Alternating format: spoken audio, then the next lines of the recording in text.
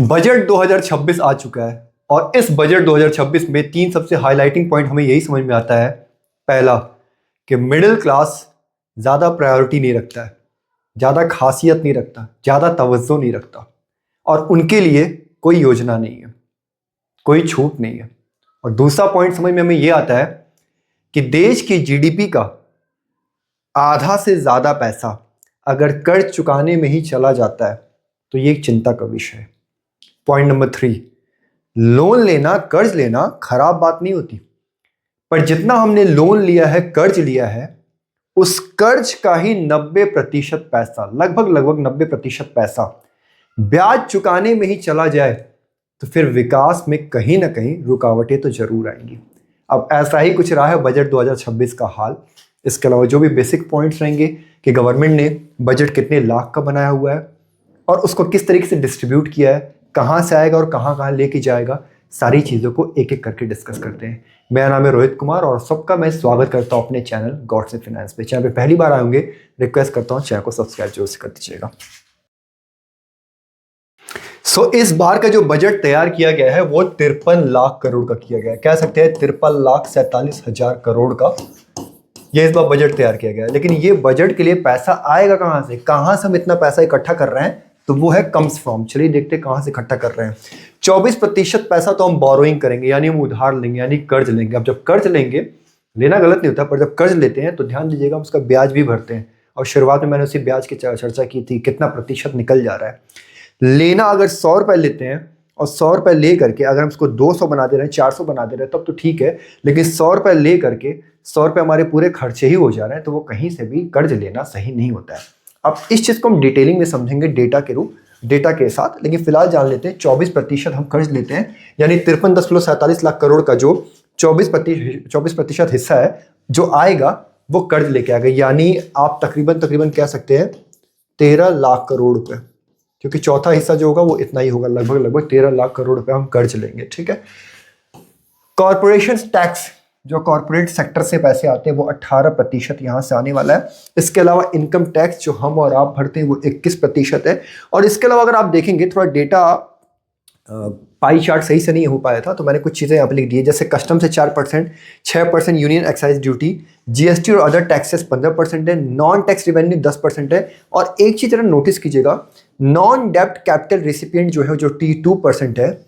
इसके अलावा बाकी इस पाई चार्ट को ध्यान से देखेंगे तो 98% आपको सिर्फ सिर्फ टैक्स आपको दिखेगा। यानी जो भी टैक्स के रूप में पैसे आएंगे वो पैसों को, टैक्स के जो पैसे हैं, टैक्सेस को ही जरिया बनाया गया है ये बजट 53,47,000 करोड़ का बजट इकट्ठा करने के लिए। यानी टैक्स को वो सोर्सेज, वो माध्यम बनाए गए हर तरफ देख सकते हैं, जिसमें सबसे ज़्यादा हाईलाइटिंग है कर्ज लेने वाला, कॉर्पोरेट वाला, इनकम वाला और जीएसटी और अदर टैक्सेस वाला, ये सबसे ज़्यादा हाईलाइटिंग है। ठीक है। नेक्स्ट स्लाइड में क्या आप देखेंगे, ये जाएंगे कहाँ पैसे तो आ गए, अब इसको खर्च कहाँ कहाँ करना है, कहाँ कहाँ ग्रोथ की बात हो रही है। सबसे ज़्यादा आप ध्यान देंगे, हाईलाइटिंग जो आपको दिखाई देगा वो आपको पहले ये दिखाते 22% वाला स्टेट्स को जाएंगे, क्योंकि स्टेट्स से पैसे आ रहे हैं तो स्टेट्स की डेवलपमेंट के लिए स्टेट्स को 22%, उस पैसे का 22% चला जाएगा। ठीक है। और दूसरा सबसे हाईएस्ट नंबर जो दिखाई दे रहा है आपको वो ये दिख रहा होगा 20%, और ये क्या है, इंटरेस्ट पेमेंट। अब ये इंटरेस्ट पेमेंट क्या है, जो हमने कर्ज लिया है, अब कर्ज इतना ज्यादा हो गया है कि उस कर्ज का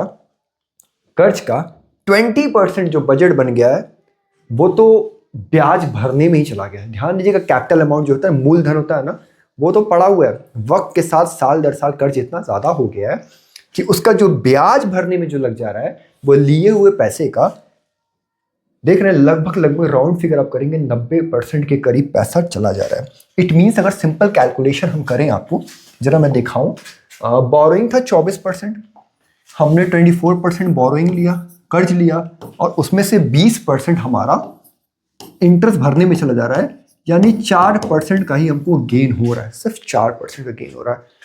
and we need to remember one thing कि स्टिल जो अमाउंट लिए गए हुए, जो डेप्ट है वो अभी भी पड़ा हुआ है। 20% सिर्फ कर्ज में ही खत्म हो जा रही है चीज़ें। सो ग्रोथ का रेट इसी से अंदाजा लगाया जा सकता है किस प्रकार ग्रोथ रेट जा रही है हमारी।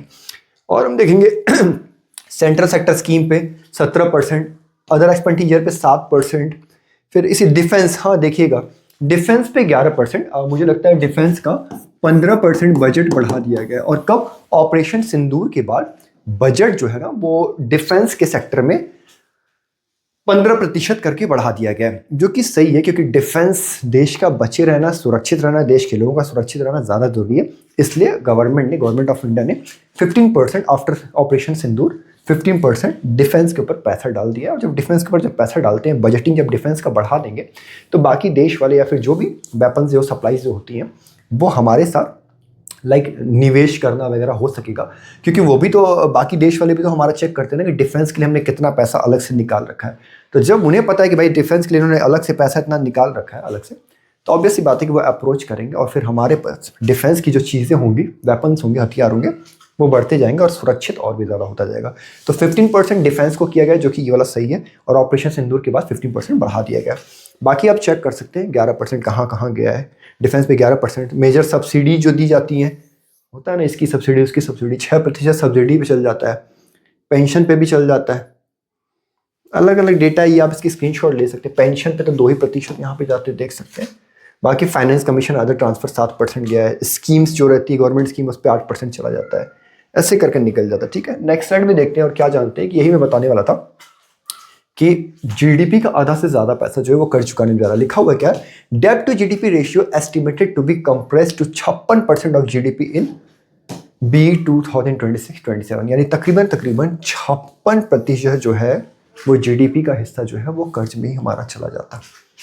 पिछले साल का जो डेटा यहाँ पे दिया गया है कि fiscal deficit in B 2026-27 estimated to be 4.5% of GDP as compare to the estimate of 4.1% of GDP.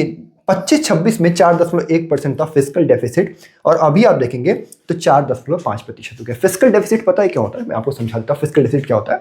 जैसे मान लीजिए मेरी जो कमाई है वो 100 रुपए की है, ठीक है, और हमारी जो ज़रूरत है, मेरी जो ज़रूरत है मेरे परिवार को देने के लिए या खर्च करने के लिए, वो कितनी ज़रूरत है? 150 रुपए की। ये है मेरी कमाई, ये है मेरी ज़रूरत।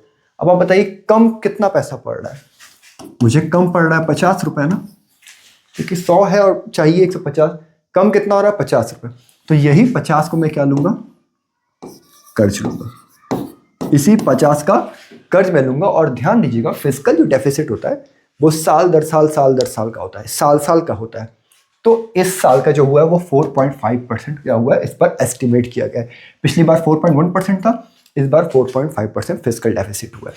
तो गवर्नमेंट डेट जो होता है वो कई सालों का इकट्ठा करते करते होता है कि इतना हो गया है, और फिस्कल जो डेफिसिट होता है वो हर साल का होता है। ठीक है, तो मुझे 50 रुपीज़ की जरूरत थी, मैंने कर्ज लिया, तो मेरा इस साल का फिस्कल डेफिसिट कितना हुआ? 50। अगले साल हो सकता है 30, अगले साल हो सकता है 40।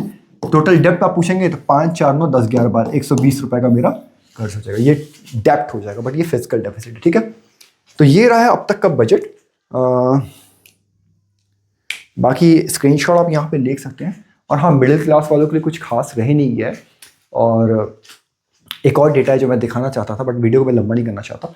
और उसमें वो डेटा मैंने था ट्रेडिंग के ऊपर था कि ट्रेडिंग के जो चार्जेस होते हैं उसके भी चार्जेस थोड़ा बढ़े हुए हैं।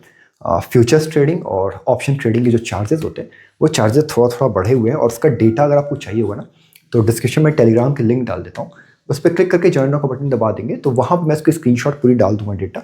अब आराम से इत्मीनान से देख लेंगे तो आपके लिए सही रहेगा। इसकी भी डेटा मैं क्या करूँगा, आप लोगों को टेलीग्राम पे दे दूंगा। तो डिस्क्रिप्शन में टेलीग्राम की लिंक होगी, क्लिक करके ज्वाइन का बटन दबा के ज्वाइन कर लीजिएगा। एंड यस, अगर आप चैनल पे पहली बार आए हैं तो मैं आपसे रिक्वेस्ट करता हूँ कि प्लीज़, अभी मैं नया क्रिएटर हूँ और मुझे आपके प्यार सपोर्ट की बहुत ज़्यादा ज़रूरत है। आपका एक सब्सक्राइब करना, एक लाइक करके कमेंट करना मुझे बहुत मोटिवेट देगा और मेरी ज़िंदगी को बदलने में बहुत बड़ी भूमिका निभा सकता है। सो प्लीज़ 4 से 5 सेकंड का निकाल करके लाइक, सब्सक्राइब और कमेंट कर दीजिएगा। और फीडबैक ज़रूर दीजिएगा इसके ऊपर, और फीडबैक दीजिएगा मेरे एक्सप्लेनेशन के भी ऊपर, और बाकी वीडियोज़ भी मेरी देखते रहिएगा। तो चलिए, अपने प्यार सपोर्ट बनाइएगा, अपना ख्याल रखिएगा, अपने ज़्यादा अपने माता पिता, अपने परिवार, अपने बच्चों का ख्याल रखिएगा। God bless you all. Thank you.